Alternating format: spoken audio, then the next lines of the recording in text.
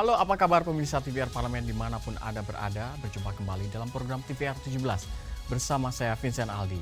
Tepat pukul 17 waktu Indonesia Barat, kami menghadirkan kepada Anda sejumlah informasi paling baru dan menarik seputar kinerja dan kegiatan DPR RI yang telah disajikan oleh redaksi TVR Parlemen. Dan pemirsa TVR Parlemen, inilah TVR 17 selengkapnya.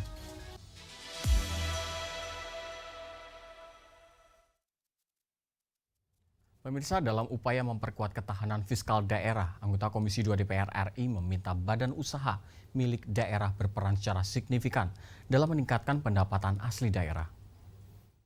Dalam upaya memperkuat ketahanan fiskal daerah, anggota Komisi 2 DPR RI meminta badan usaha milik daerah atau BUMD berperan secara signifikan dalam meningkatkan pendapatan asli daerah. Hal tersebut dikatakan Taufan Pawe saat kunjungan spesifik ke Provinsi Sulawesi Tengah. Menurutnya, BUMD perlu dikelola secara profesional agar dapat memberi nilai tambah bagi daerah. Terdapat RSUD di Sulawesi Tengah yang belum sesuai ekspektasi dengan kondisi pelayanan publik yang tidak efektif, sehingga perlu perbaikan tata kelola dalam melakukan pelayanan kepada masyarakat. Di mana kita tahu bersama bahwa diharapkan kekuatan fiskal di daerah, keberadaan badan usaha milik daerah dan badan usaha BLUT ini bisa memberi kontribusi yang cukup berarti. Nah, kami sudah melakukan tadi kunjungan ke Rumah Sakit Umum Daerah Sulawesi Tengah dan Bang Sultan. Secara khusus saya menanggapi terkait keberadaan Rumah Sakit Umum Daerah. Rumah Sakit Umum Daerah secara jujur saya mengatakan itu jauh dari ekspektasi kami. Komisi 2. Saya tadi dengan Ketua Komisi mencoba melakukan penelusuran, hadir Direktur Rumah Sakit dan para wadirnya, jauh sekali dari apa yang kami pikirkan. Diharapkan ke depan seluruh pemerintah daerah mampu memberdayakan BUMD untuk mewujudkan kemandirian fiskal serta kesejahteraan masyarakat yang berkelanjutan. Dari Palu, Sulawesi Tengah, Teguh Biantoro, TVR Parlemen melaporkan. Pemirsa, anggota Komisi 3 DPR RI Mangyihut Sinaga meminta aparat penegak hukum Provinsi Kalimantan Timur untuk tidak lengah dan terus meningkatkan upaya dalam pemberantasan peredaran gelap narkotika. Anggota Komisi 3 DPR RI Mangyihut Sinaga meminta agar aparat penegak hukum Provinsi Kalimantan Timur untuk tidak lengah dan terus meningkatkan upaya pemberantasan peredaran gelap narkotika. Salah satu langkah konkret yang diusulkan oleh Mangyihut Sinaga adalah dengan peningkatan pengawasan di kawasan yang dikenal sebagai kampung narkoba. Menurutnya, aparat kepolisian perlu ditempatkan secara bergantian di wilayah-wilayah tersebut untuk melakukan pemantauan dan pencegahan. Narkoba adalah menjadi musuh kita, ya. Indonesia sudah darurat narkoba. Oleh karena itu kita tidak boleh kalah. Negara tidak boleh kalah memberantas narkoba. Oleh karena itu tadi kita dorong mereka, ya, dengan kondisi apapun, ya, kelemahan dan kekurangan yang ada, kita berikan support mereka supaya tetap bekerja dengan bekerja keras. Artinya juga tadi kita berikan juga masukan terhadap kampung-kampung narkoba itu, kalau boleh, ya, disisipkan di sana secara bergantian aparat kepolisian untuk semacam piket lah, memantau kampung itu, ya, bergantian dalam rangka untuk memberikan pencegahan.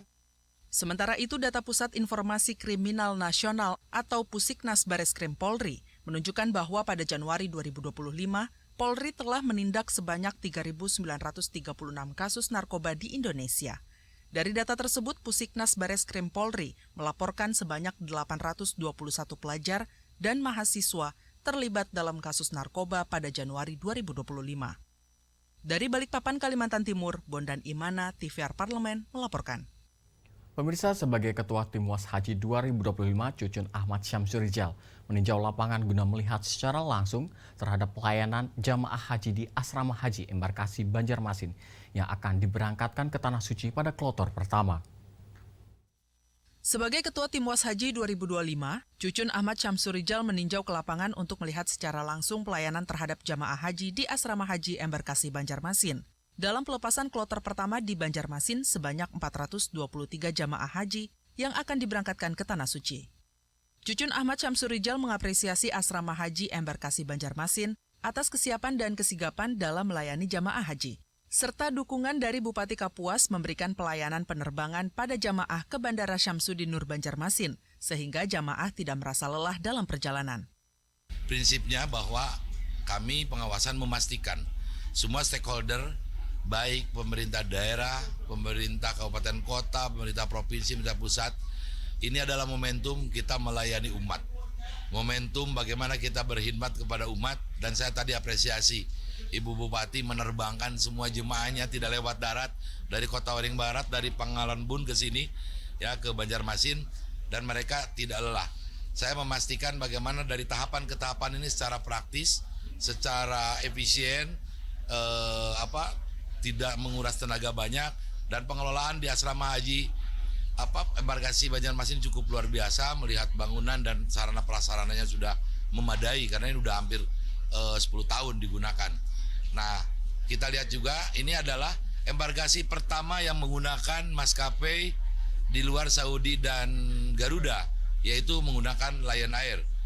Cucun juga berharap agar jamaah haji Indonesia dalam pelaksanaan ibadah merasa aman, nyaman, dan kembali ke tanah air menjadi haji yang mabrur sepanjang umur. Dari Kalimantan Selatan, Bani, TVR Parlemen melaporkan.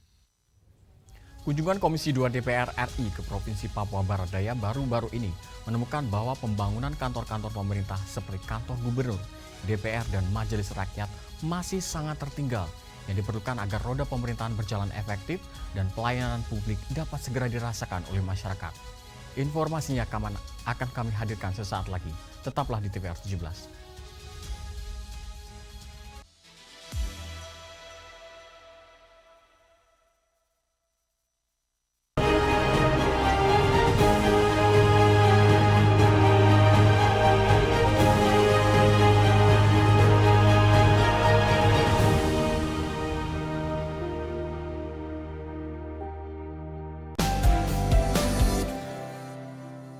Jadi ini adalah pertemuan antar parlemen untuk OIC member, dan di situ kami bersama dengan negara OKI dan juga tentunya ada negara-negara lain yang non OKI, kita semua menyuarakan hal yang sama untuk bagaimana kita mengeluarkan resolusi mendukung two state solution Palestina ini. Banyak sekali wanita dan anak keluarga yang menjadi korban ini. Apakah ini juga nanti akan menjadi fokus? Ini juga harus diberikan haknya, ya, bukan dalam kondisi perang, tapi kondisi normal pun ini harus menjadi ada, isu iya, sebetulnya, apalagi ada kekerasan terhadap wanita juga, ini kan juga menjadi isu dalam keadaan normal, apalagi dalam keadaan perang ini.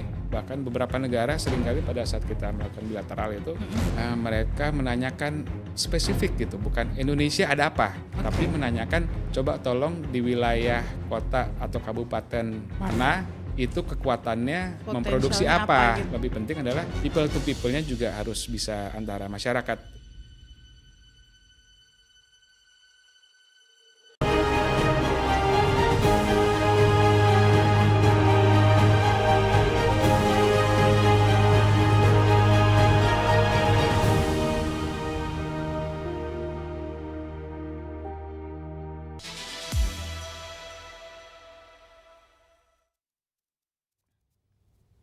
Terima kasih Anda masih bersama kami di TVR 17 pemirsa. Percepatan pembangunan daerah otonomi baru di Papua merupakan panggilan moral dan politik, serta wujud konkret dari kehadiran negara dalam pelayanan publik, infrastruktur, hingga pengakuan atas identitas dan hak masyarakat Papua. Dan simak liputan mendalam yang telah dikemas oleh tim redaksi TVR Parlemen dalam segmen editorial Parlemen. Berikut ini.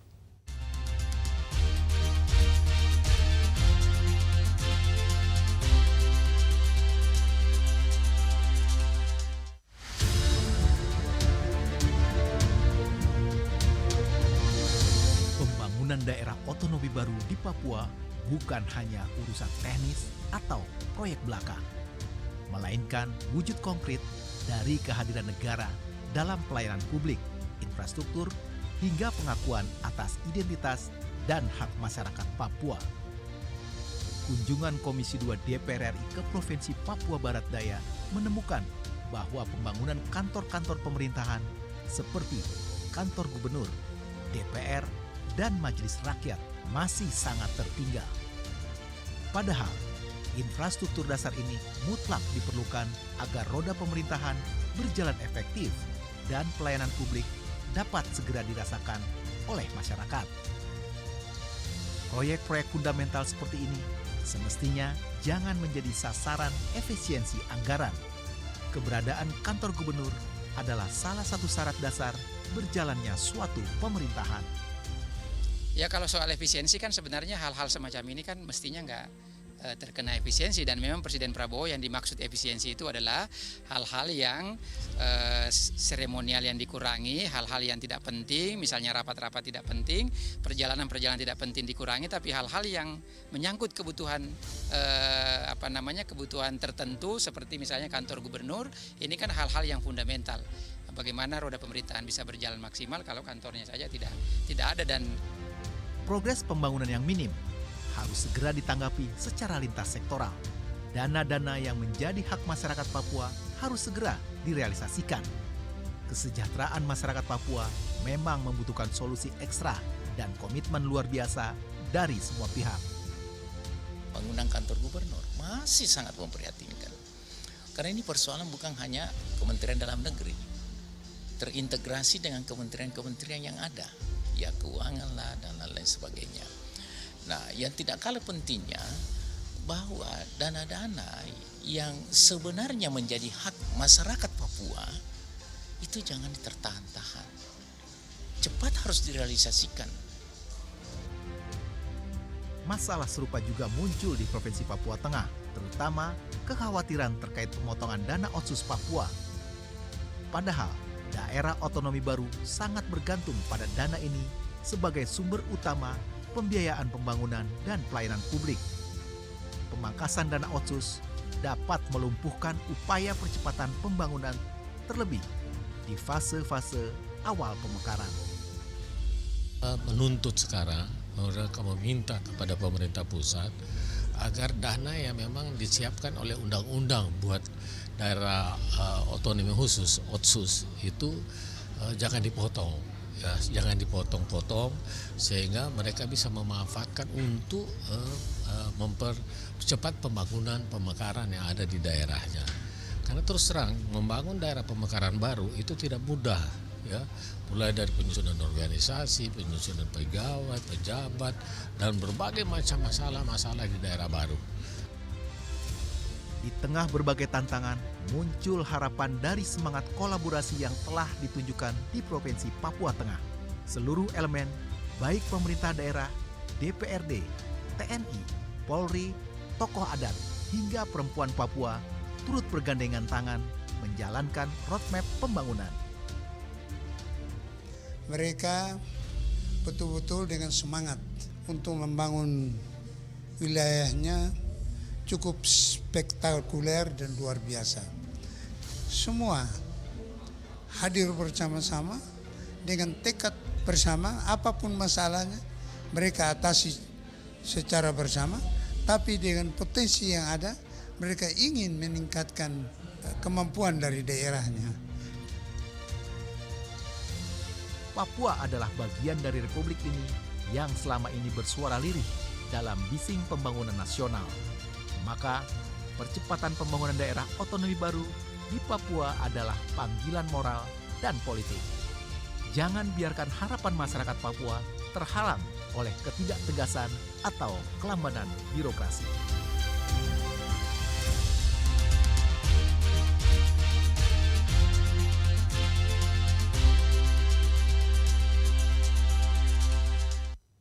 Sebagai bentuk komitmen dalam mendukung pelaksanaan fungsi pengawasan terhadap penyelenggaraan ibadah haji, Sekjen DPR RI menunjukkan dukungan penuh terhadap tim Was Haji DPR RI. Kami hadirkan informasi selengkapnya sesaat lagi, tetaplah di TVR 17.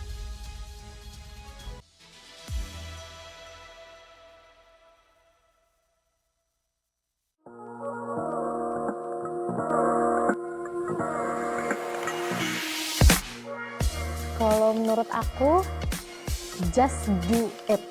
Lakukan aja, jangan takut. Emang dipikir aku nggak takut? Takut, tapi mau gimana? Kita tuh perlu jadi agent of change. Aku yakin nggak semua orang dapat kesempatan seperti aku. Oleh karena itu aku sangat menyadari privilege aku dan aku plan untuk menggunakan privilege itu sebaik-baiknya.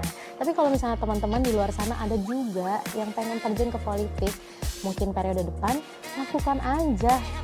Seperti yang aku bilang tadi, masa depan tuh punya kita loh teman-teman. Oleh karena itu, mari kita jadi agent of change, agen perubahan untuk masa depan kita sendiri. Just do it.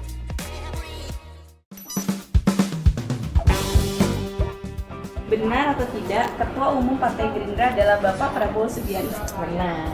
Benar atau tidak, hari Kartini adalah jatuh pada tanggal 22 April? Salah. Yang benar?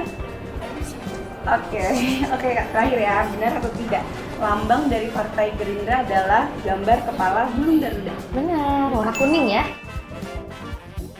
Segera, hanya di TVR Parlemen.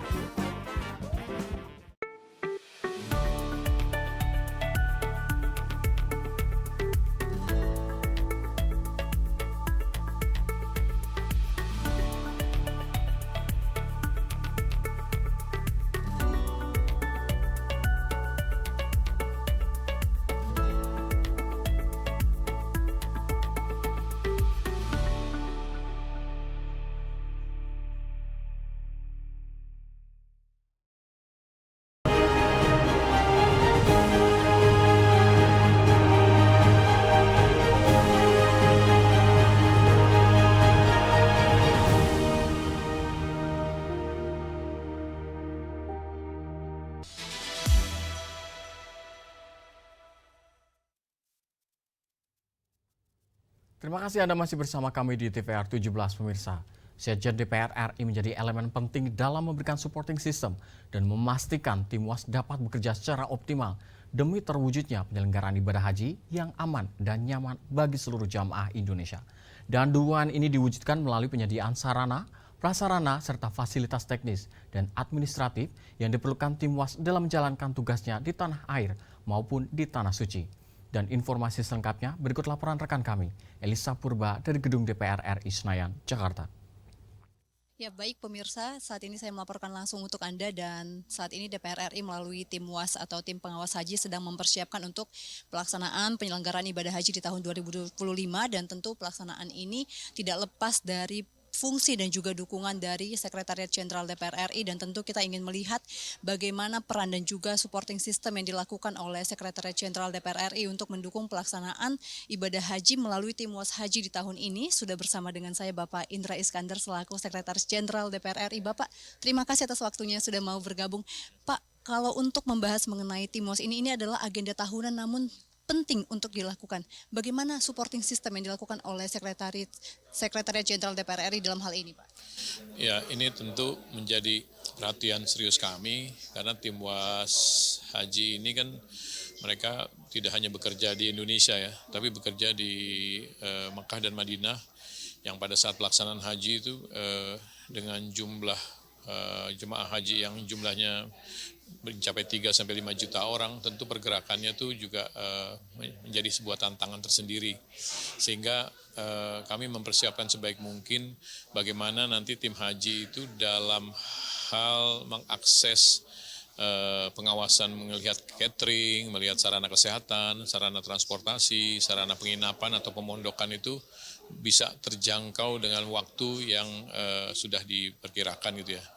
Jadi tentu dari evaluasi beberapa tahun ini kami akan mencermati titik-titik yang selama ini menjadi kelemahan-kelemahan kita perbaiki dan tentu evaluasi ini kita semua sudah ada dan kami sudah mencari jalan keluar yang nanti akan kami terapkan selama pelaksanaan pengawasan di sana ya. Ya kami juga sudah berkoordinasi dengan perwakilan Indonesia di sana tentu ya untuk memberikan dukungan pada tim UAS karena memang yang tidak mudah adalah pada saat puncak haji itu jumlah jemaah itu sangat besar gitu ya sehingga walaupun banyak evaluasi untuk perbaikan pelayanan jemaah haji itu tentu tetap terpengaruh dengan mobilitas di sana yang sangat terbatas gitu ya.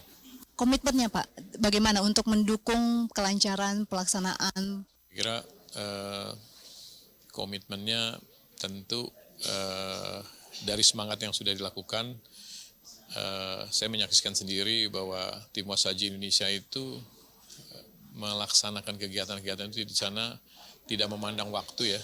Kadang-kadang evaluasi itu dilakukan jam 1 malam, jam 2 malam gitu ya. Jadi memang celah-celah waktu selama di sana itu yang paling penting adalah komitmennya di sana itu adalah bertugas. Sekali lagi saya ulangi, bertugas.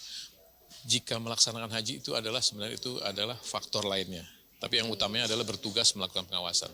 Itu yang paling penting itu ya, komitmen. Baik, terima kasih Pak. Tentu kita berharap bahwa pelaksanaan ibadah haji tahun ini bisa berjalan lancar. Tentunya juga bagaimana pekerjaan dan pelaksanaan tugas dari tim pengawas DPR RI juga bisa berjalan dengan baik. Sekian dari saya, Elisa Purba, kembali ke studio.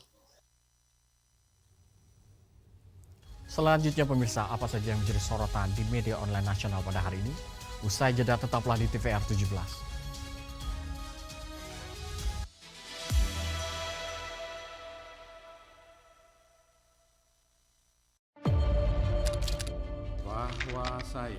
Bahwa saya demi Allah, saya bersumpah dan seadil-adilnya periode keanggotaan DPR RI hingga saat ini, yaitu terdapat 126 undang-undang yang telah selesai dibahas DPR RI. Terima kasih rekan Elisa dan juga Danina. Pemirsa,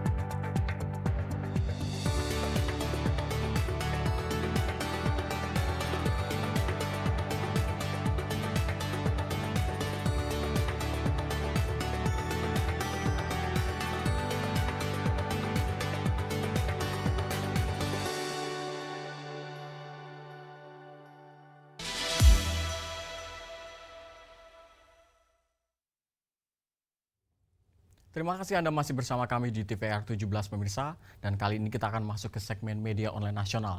Dan mari kita simak isu apa saja yang menjadi sorotan media serta tanggapan dari sejumlah anggota Dewan bersama rekan kami Rini Reski.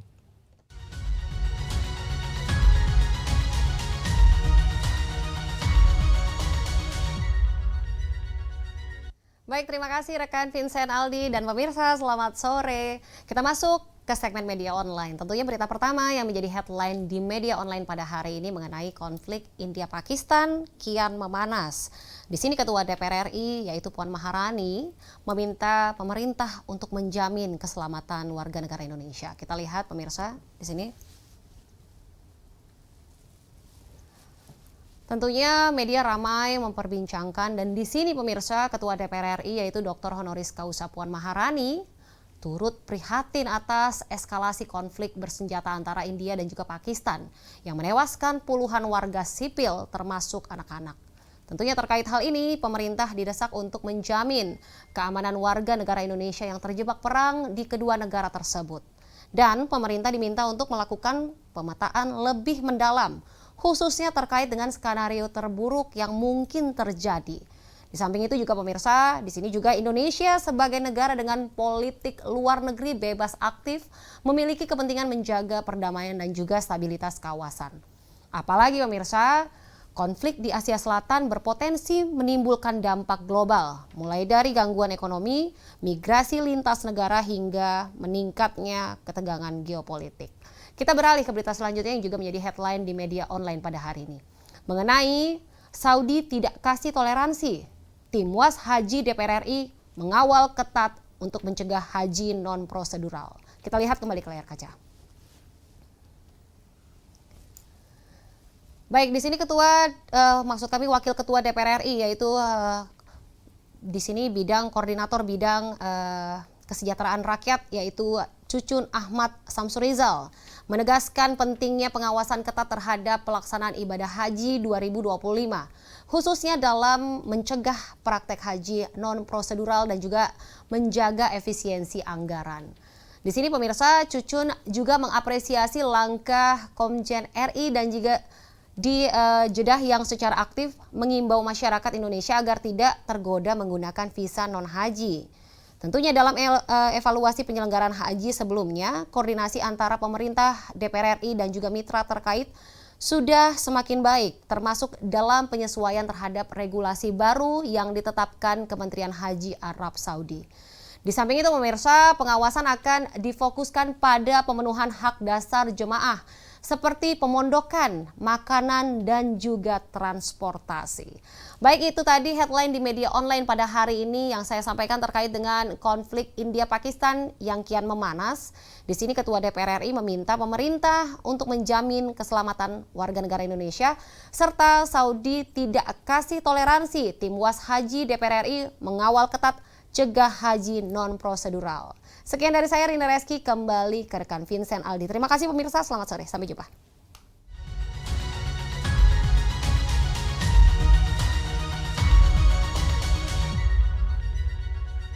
Terima kasih rekan Rini yang telah menyampaikan sejumlah update sorotan dari media online nasional pada hari ini. Dan pemirsa, segmen media online tadi sekaligus menutup program TVR 17 edisi sore hari ini. Saya Vincent Aldi beserta seluruh kru TVR Parlemen yang bertugas mengucapkan terima kasih dan pamit undur diri dari hadapan Anda. TVR Parlemen, referensi Indonesia.